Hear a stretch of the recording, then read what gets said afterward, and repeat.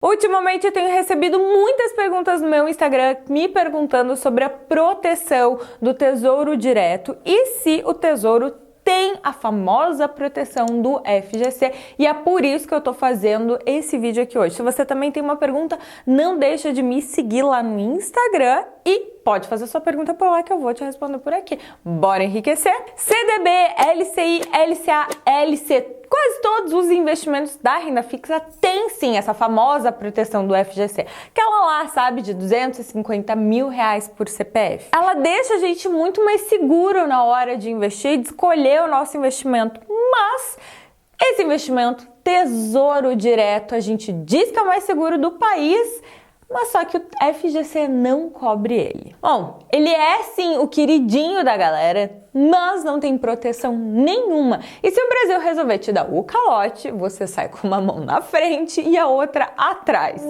Mas e aí? Será que é seguro mesmo continuar investindo no Tesouro Direto sem essa proteção?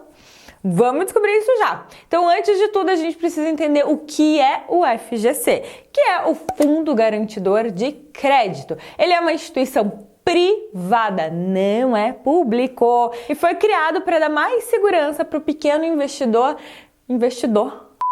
E foi criado para dar mais segurança para quem quer investir não ficar com tanto medo de ir atrás de instituições menores, tipo bancos e financeiras que estão começando. Por isso que ele tem na sua conta CDB, LCs, LCIs e LCA. O negócio é que o FGC não tem dinheiro infinito. Ele consegue garantir a grana dos investidores até um limite, que no caso é R$250 mil por CPF, por instituição. Mais que isso, não tem como, porque para ele também não é prático isso. É praticamente impossível criar uma segurança ou um FGC para o Tesouro Direto, porque isso é muita grana parada, tem muita gente investindo no Tesouro, geralmente a gente começa mesmo a investir no Tesouro, então realmente a montanha de dinheiro ia ser gigantesca. Toda a proteção do Tesouro Direto hoje depende única e exclusivamente do governo. E aí mesmo que você para e se assusta, né? Porque caramba, depender do governo no Brasil, tá feio o negócio, né? Mas calma que é bem mais tranquilo do que você imagina. Para começar, você precisa entender que todo o dinheiro que você investe no Tesouro vira uma dívida para o governo. Uma dívida dele, do governo, com você. A dívida que o governo tem com todos os investidores de Tesouro Direto hoje é de 49 bilhões de reais.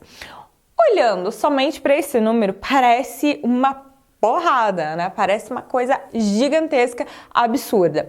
Só que se você pegar toda a dívida interna brasileira, que é onde o Tesouro se encontra lá no meio dessa dívida, você vai ver que esse ano, em 2018, essa dívida está prevista em fechar em quase 4 trilhões. Aí você vai perceber que o Tesouro Direto representa apenas 1,2% desse total, dessa dívida.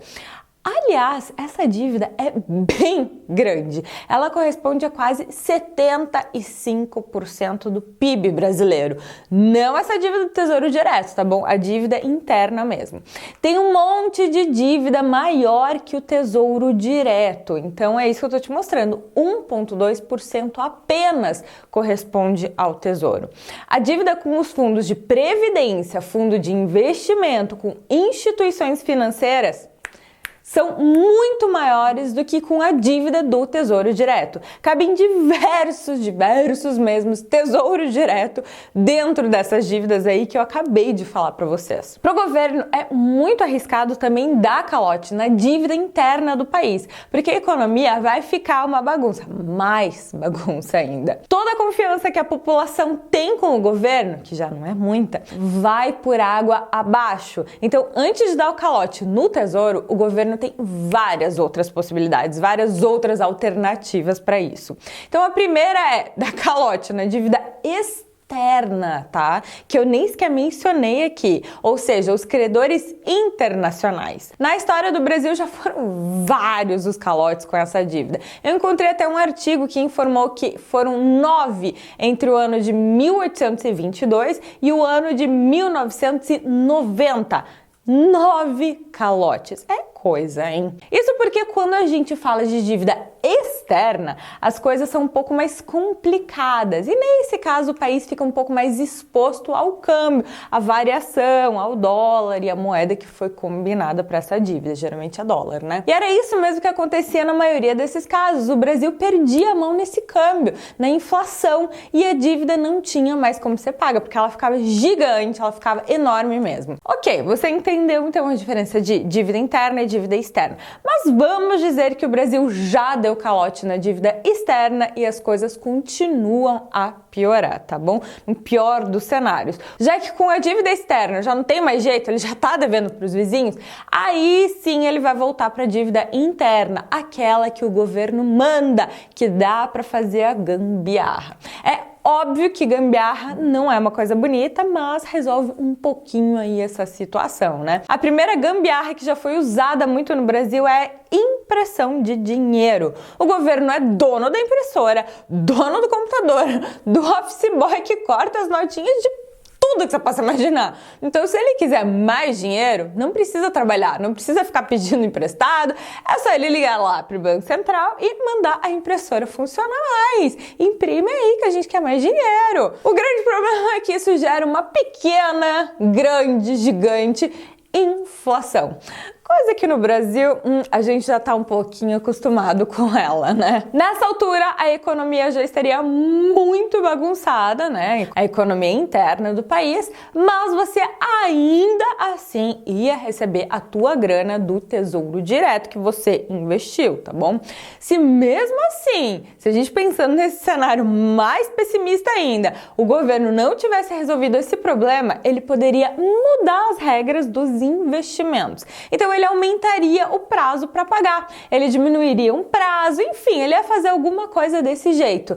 Não dá para saber o que ele poderia fazer, quais seriam as manobras, mas ele poderia mexer em várias outras coisas antes de pensar nesse calote.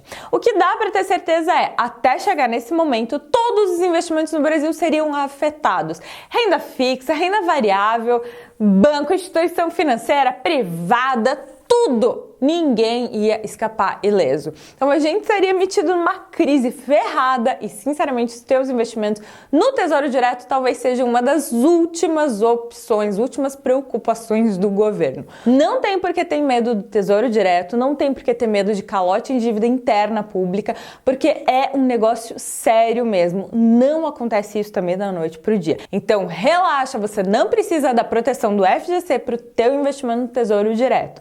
Mas você precisa se inscrever aqui no canal agora mesmo e compartilhar esse vídeo para que mais pessoas saibam disso e comecem a investir melhor o dinheiro. Beijos, até mais!